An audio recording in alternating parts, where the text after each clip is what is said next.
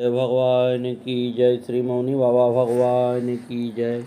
आज की कथा में श्री भागीरथी जी की कथा श्री महर्षि वाल्मीकि जी की कथा स्वपच भक्त श्री वाल्मीकि जी की कथा कही जाएगी। एक संत अपने शिष्य को लेकर बाजार में निकले। उन्हें देखकर कुछ लोग सम्मान में खड़े हो गए। किसी ने कहा, यह महान संत है, इनकी वाणी में जादू है। वे आगे बढ़े। वहाँ कुछ लोग बातें कर रहे थे, यह संत तो महापाखंडी और धूर्त हैं। शिष्य ने गौर किया कि पहली बात का भी संत पर कोई प्रभाव नहीं पड़ा और दूसरी बात सुनकर भी वह अविचलित नहीं रहे। शिष्य से रहा नहीं गया, उसने पूछ ही लिया, गुरुदेव, रास्ते में किसी ने आपकी प्रशंसा की मगर आप खुश नहीं हुए। इसी तरह किसी ने अपशब्द कहे तो भी आप पर कोई असर नहीं हुआ, ऐसा क्यों? इस पर संत ने कहा, हम बाजार से निकलते हैं, वहाँ बहुत सी वस्तुएं रखी जाती हैं। वहाँ उपलब्ध वस्तुएं अगर न खरीदी जाएं तो वह किसके पास रह जाएंगी? शिष्य ने कहा, वह विक्रेता के पास ही रह जाएंगी। इस पर गुरु बोले, बस यही समझ लो, यहाँ भी तरह तरह के सामान हैं। किसी के पास प्रशंसा के शब्द हैं तो किसी के पास निंदा के। मैंने इनका सामान नहीं लिया, ये इन्हीं के पास रह गए। मैं इनके सामानों का अवलोकन तो करता हूँ पर खरीदता नहीं। सद्गुरुदेव भगवान की जय। एक दिन याकूबपुर के कैलाश गुरुदेव के पास बैठे हुए थे। दोनों बच्चे बाहर निकल गए। गुरु जी के डर से रचना दोनों को बाहर से पकड़ लाई और गुस्से में दोनों बच्चों को थप्पड़ लगाई कि मना करने पर भी बाहर क्यों चले गए। मेहुल छोटा था, वह जोर जोर से रोने लगा और फिर रोते हुए बच्चे मौनी बाबा के कमरे की ओर चल दिए। अब तो रचना डर गई कि मौनी बाबा नाराज होंगे और भोजन भी स्वीकार नहीं करेंगे। इन्होंने बड़े पुत्र मयंक से कहा, बेटा, बाबा पूछे तो कह देना कौवे ने ठोर मार दी, वरना बेटा बाबा रोटी भी नहीं खाएंगे। मेहुल को रोता देख मौनी बाबा उठकर खड़े हो गए और बोले, अरे कौन ने मार दी बुजरी के? अरे माँ ध्यान ना रखे। मयंक ने कहा, बाबा इसको कौवे ने ठोर मार दी। आंगन की मुंडेरी पर कौवा बैठा था। गुरु भगवान कौवे से बोले, एक तो तेरी रामचंद्र जी ने फोड़ दी, दूसरी को हम फोड़ देंगे। उन्होंने बालक को खूब पुचकारा और कैलाश से बोले, अरे इसे कौवे ने ठोर मार दी, माँ लाई है बाहर से पुचकार के। तब रचना की सांस में सांस आई। वह भोजन परोस कर ले गई। मौनी बाबा ने बालक को खिलाया, फिर खुद खाया और फिर उस दिन बच्चों को अपने पास ही रखा। रचना देवी कहती हैं कि यदि उन्हें पता चल जाता कि इन्होंने ही उन्हें मारा है तो वे न रोटी खाते और न इनसे बोलते। मौनी बाबा कभी कभी रचना देवी को समझाते कि पहले तो देवताओं के भगवान के हाथ जोड़ती थी कि भगवान लड़का दे दो, और अब इन्हें मारती है, बच्चों को मत मारा कर। सद्गुरुदेव भगवान की जय। अब श्री भागीरथी जी का वर्णन सुने। इक्ष्वाक कुल वंशीय सम्राट दिलीप के पुत्र ही भागीरथी नाम से विख्यात हुए। उनके पूर्व पुरुषों ने कपिल की क्रोधाग्नि से भस्मीभूत सगर पुत्रों का उद्धार करने के लिए गंगा जी को लाने की बड़ी चेष्टा की और तपस्या करते करते प्राण त्याग दिए, परंतु कृत कार्य नहीं हुआ। अब महाराज भागीरथ राज सिंहासन पर रूढ़ हुए। ये बड़े प्रतापशाली राजा थे। ये देवताओं की सहायता करने के लिए स्वर्ग में जाते और इंद्र के साथ उनके सिंहासन पर बैठकर सोम रस का पान करते। इनकी प्रजा सब प्रकार से सुखी थी। इनकी उदारता, प्रजावत्सलता और न्यायशीलता की ख्याति घर घर में थी। इनके मन में यदि कोई चिंता थी तो यही कि अब तक भूतल पर गंगा जी नहीं आई और मेरे पूर्वजों का उद्धार नहीं हुआ। एक दिन उन्होंने राज्यसभा मंत्रियों को सौंप दिया और स्वयं तपस्या करने के लिए निकल पड़े। गोकर्ण नामक स्थान पर जाकर इन्होंने घोर तपस्या की। ब्रह्मा ने संतुष्ट होकर इनसे वर मांगने को कहा। तब भागीरथ ने कहा, प्रभो, कोई ऐसा उपाय करें जिससे हमारे पितरों को 2 अंजलि गंगा जल मिल जाए और गंगा जी आकर उनकी राख को सींच दे, तब उनके उद्धार में कोई शंका नहीं रह जाएगी। ब्रह्मा जी ने कहा, हिमालय की ज्येष्ठ कन्या गंगा शीघ्र पृथ्वी पर अवतीर्ण होगी, अतः उनका वेग धारण करने के लिए महादेव की आराधना करो, तब तुम्हारी मनोकामना पूर्ण हो सकेगी। तत्पश्चात पैर के एक अंगूठे पर खड़े रहकर उन्होंने 1 वर्ष तक शिव की आराधना की। भगवान शंकर उन पर प्रसन्न हुए और उन्होंने गंगा धारण करने की बात स्वीकार की। उस समय गंगा प्रबल वेग से शिव के सिर पर गिरने लगी। वे मन में ऐसा सोच रही थी कि अपने प्रबल वेग से बहाकर शंकर को भी रसातल में ले जाऊं। महादेव उनके मन की बात जानकर बड़े कुपित हुए और अपने जटा में उन्हें छिपा लिए। गंगा जी चेष्टा करने के बाद भी बाहर न निकल सकी। भागीरथ ने शंकर जी की बड़ी प्रार्थना की, तब कहीं उन्होंने गंगा जी को निकालकर बिंदु सरोवर की ओर छोड़ दिया। इसी से गंगा जी की 7 धाराएं हो गई। उनमें से एक ने ही भागीरथ का अनुगमन किया। भागीरथ दिव्य रथ पर चढ़कर गंगा के आगे आगे चलते हुए वर्तमान गंगा सागर के पास पहुँचे, जहाँ कपिल की तीव्र दृष्टि से उनके पूर्वज पुरुष भस्म हो गए थे। यूँ तो मार्ग में कई विघ्न पड़े, परंतु वे भगवान की कृपा से सबसे बचते गए। वहाँ जाकर गंगा ने उनके चाचाओं की भस्म राशि को अपनी धरा से प्लवित कर दिया, जिससे उन सबों ने सद्गति प्राप्त की। श्रीमद्भागवत में गंगा जी के अवतीर्ण होने के पूर्व उनके और राजा भागीरथ के बीच में जो बातचीत हुई, उनका बड़ा सुंदर वर्णन आया है। गंगा जी ने भागीरथ से कहा कि भूतल के प्राणी जब मेरे अंदर स्नान करके अपने पापों को धोएंगे, तो उनके वे पाप मेरे अंदर प्रवेश कर जाएंगे। उनसे मेरा छुटकारा कैसे होगा? राजा भागीरथ ने गंगा जी के प्रश्न का उत्तर दिया। उसने साधुओं की अगाध महिमा प्रकट होती है। भागीरथ ने कहा, जिनकी विषय वासना निर्मूल हो गई है और जो शांत, ब्रह्मनिष्ठ एवं संसार को पावन करने वाले हैं, ऐसे महापुरुष जब तुम्हारे अंदर स्नान करेंगे तो उनके अंग स्पर्श से तुम्हारे अंदर प्रविष्ट हुए सारे पातक धुल जाएंगे, क्योंकि सारे पातकों का नाश करने वाले श्री हरि उनके हृदय में सदा विराजमान रहते हैं। जगत के पावन करने वाली गंगा जी भी जिनके स्पर्श मात्र से पवित्र होती हैं, उन संतों की महिमा का कहाँ तक वर्णन किया जाए। देवी भागवत में वर्णन है कि गंगा को लाने के लिए भागीरथ ने श्री कृष्ण की आराधना की थी और बृहदारण्यक के अनुसार भृगु मुनि के उपदेश से हिमालय पर जाकर उन्होंने भगवान नारायण की आराधना की और उन्हीं के प्रसाद एवं वरदान से गंगा जी भूतल पर अवतीर्ण हुई। चाहे जो हो, कल्प भेद से सभी ठीक हैं।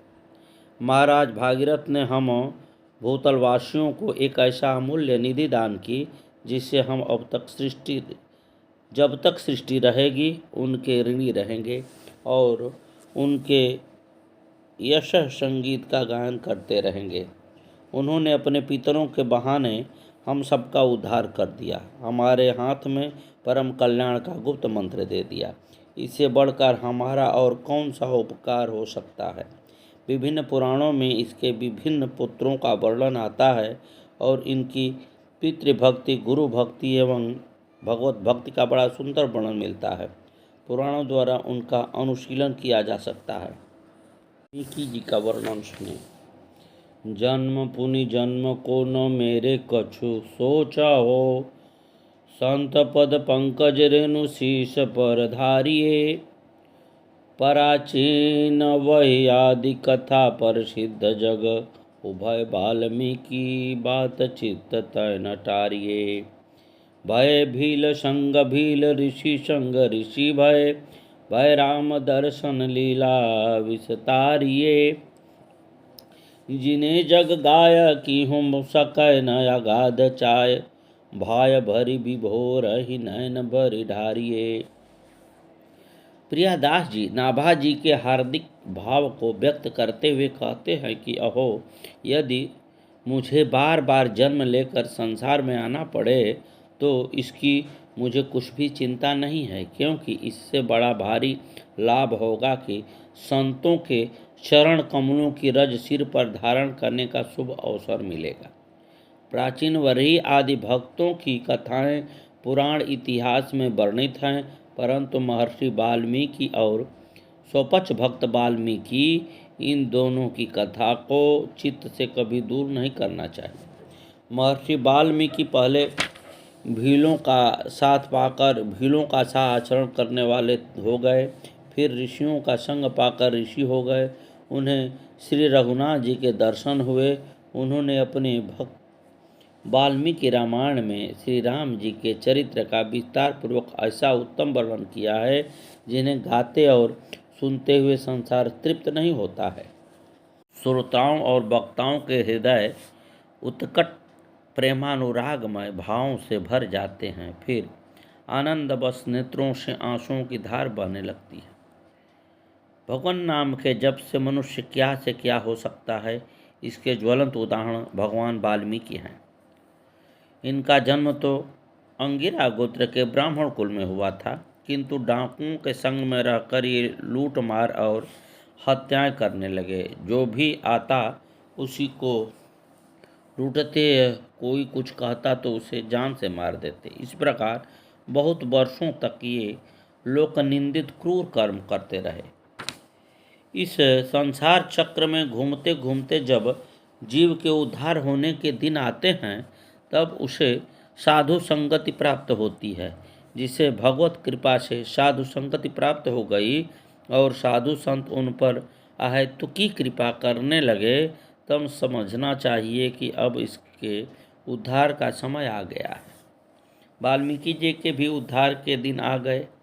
एक दिन उन्होंने देखा उधर से नारद जी चले आ रहे हैं। उन्हें देखते ही ये उनके ऊपर झपटे और बोले, जो कुछ है उसे रख दो, नहीं तो जीवन के साथ हाथ धो डालोगे। नारद जी ने बड़े ही कोमल स्वर में हंसते हुए कहा, हमारे पास और है ही क्या? यह बीड़ा है, एक वस्त्र है, एक लेना चाहो तो ले लो, जान से क्या मारते हो? वाल्मीकि जी ने कहा, बीड़ा का क्या करते हो, थोड़ा गाकर सुनाओ। नारद जी ने मधुर स्वर से भगवान के त्रैलोक्य पावन नामों का कीर्तन किया। कीर्तन सुनकर वाल्मीकि का हृदय पसीजा। कठोर हृदय में दया का संचार हुआ और चित्त में कुछ कोमलता आई। देवर्षि ने कृपावश उनसे कहा, तुम व्यर्थ में जीव हिंसा क्यों करते हो? प्राणियों के वध के समान कोई दूसरा पाप नहीं है। यह सुनकर वाल्मीकि ने कहा, भगवान, मेरा परिवार बड़ा है, उनकी आजीविका का दूसरा कोई प्रबंध नहीं। वे सब मेरे दुख सुख के साथी हैं। उनका भरण पोषण मुझे करना होता है। यदि मैं लूटपाट न करूं तो वे क्या खाएंगे? नारद जी ने कहा, तुम जाकर अपने परिवार वालों से पूछो कि वे खाने के ही साथी हैं या तुम्हारे पापों के में भी हिस्सा बटाएंगे। मन में कुछ दुविधा हो गई। इन्होंने समझा कि ये महात्मा इस प्रकार बहाना बनाकर भागना चाहते हैं। उनके मन की बात जानकर सर्वज्ञ ऋषि बोले, तुम विश्वास करो कि तुम्हारे लौटने तक हम कहीं भी नहीं जाएंगे। इतने पर भी तुम्हें संतोष न हो तो तुम हमें इस पेड़ से बांध दो। यह बात इनके मन में बैठ गई। देवर्षि को पेड़ में बांधकर वे घर चले गए और वहां जाकर अपने माता पिता, स्त्री तथा कुटुंबियों से पूछा, तुम हमारे पाप के हिस्सेदार हो या नहीं? सभी ने एक स्वर में कहा, हमें खिलाना पिलाना तुम्हारा कर्तव्य है। हम क्या जाने कि तुम किस प्रकार धन लाते हो। हम तुम्हारे पाप के हिस्सेदार नहीं हैं।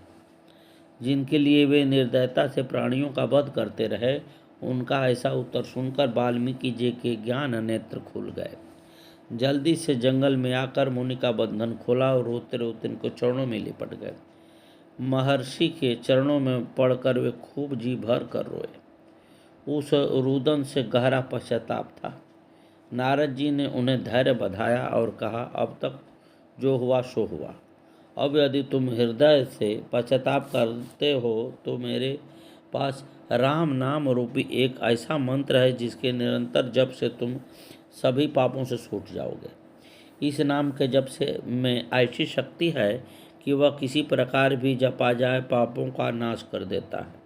अत्यंत दीनता के साथ वाल्मीकि जी ने कहा, भगवान, पापों के कारण यह नाम तो मेरे होठों से निकलता नहीं, अतः मुझे कोई ऐसा नाम बताइए जिसे मैं सरलता से ले सकूं। तब नारद जी ने बहुत सोच समझ कर राम नाम को उल्टा करके मरा मरा का उपदेश दिया। निरंतर मरा मरा कहने से अपने आप राम राम हो जाता है। देवर्षि का उपदेश पाकर वे निरंतर एकाग्र चित्त से मरा मरा जपने लगे। हजारों वर्षों तक एक ही जगह बैठकर वे नाम की रट में निमग्न हो गए। उनके संपूर्ण शरीर पर दीमक का पहाड़ सा जम गया। दीमकों के घर को वाल्मीकि कहते हैं।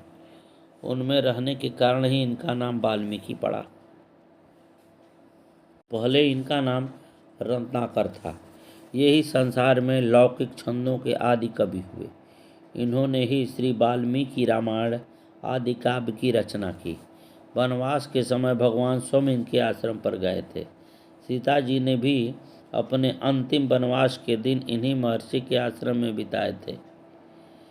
वहीं पर लव और कुश का जन्म हुआ। सर्वप्रथम लव और कुश को ही श्री रामायण का गान सिखाया गया। इस प्रकार निरंतर राम नाम के जप के प्रभाव से वाल्मीकि जी व्याध की तृप्ति से हटकर महर्षि हो गए। इसलिए नाम महिमा में गोस्वामी तुलसीदास जी ने कहा है कि जान आदि कवि नाम प्रतापो, भयो शुद्ध कर उलटा जापो, उलटा नाम जपत जग जाना, वाल्मीकि भय ब्रह्म समाना। अब सुपच भक्त वाल्मीकि जी का वर्णन सुने। सुपच वाल्मीकि नामक एक भगवान के बड़े भारी भक्त थे। वे अपनी भक्ति को गुप्त ही रखते थे।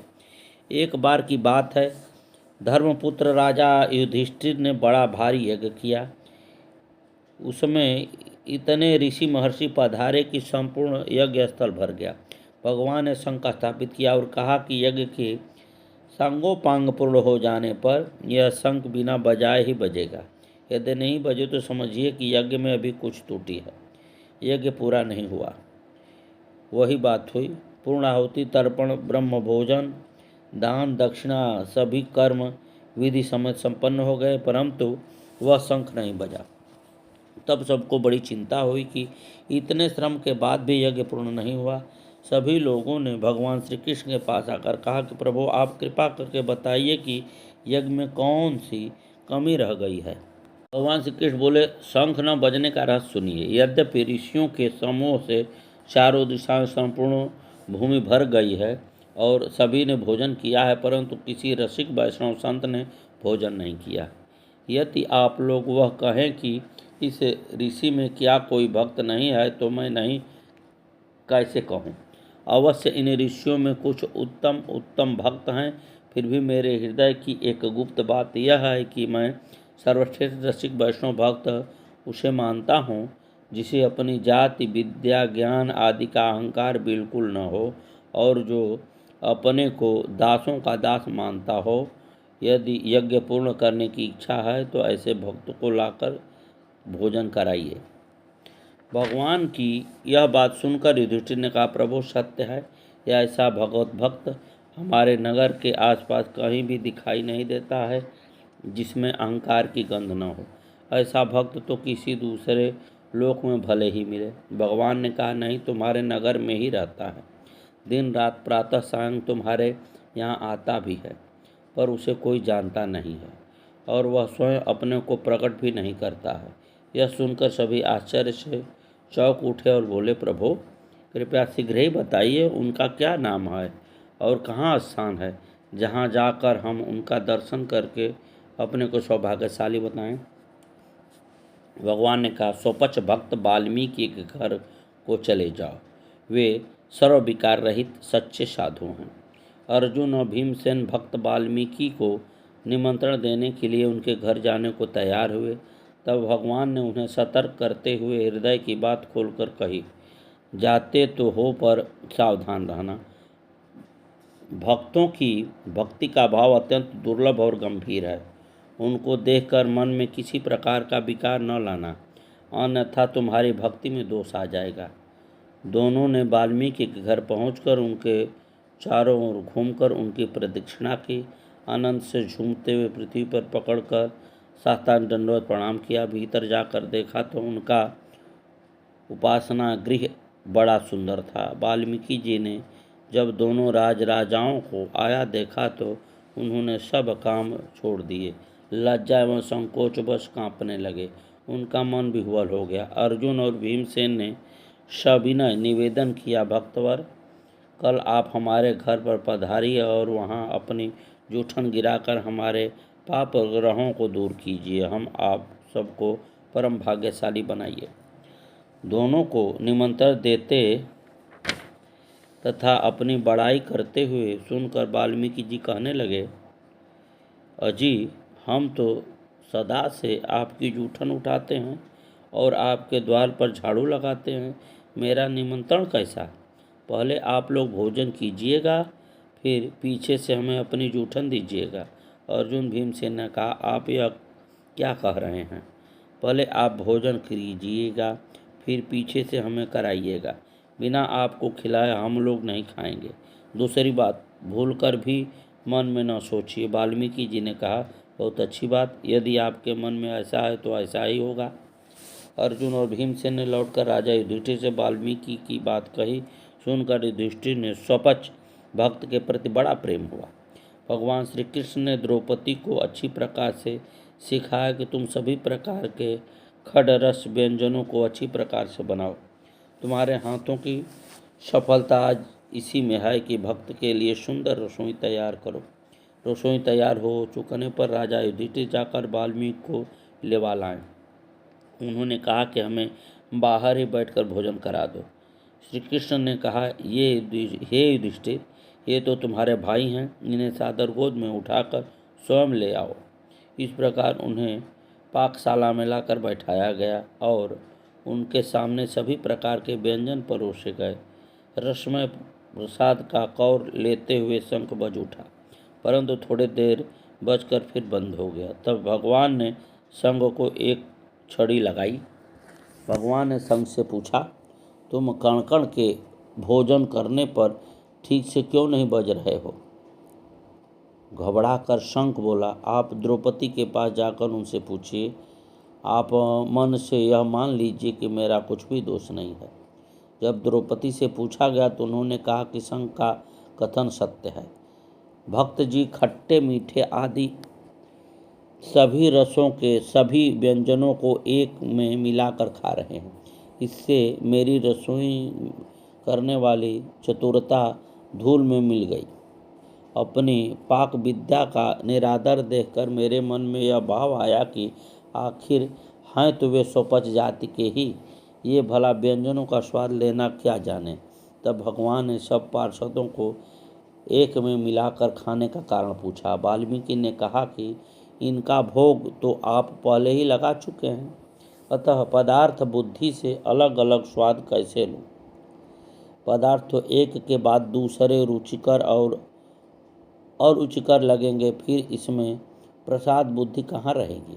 मैं तो प्रसाद का सेवन कर रहा हूँ, व्यंजनों को नहीं खा रहा हूँ। यह सुनकर भक्त वाल्मीकि ने द्रौपदी का अपार सद्भाव हुआ। शंख जोर से बजने लगा, लोग भक्त की जय जयकार करने लगे। इस प्रकार यज्ञ पूर्ण हुआ और भक्त वाल्मीकि जी की महिमा को पता चल गया। सद्गुरुदेव भगवान की जय। आगे की कथा कल।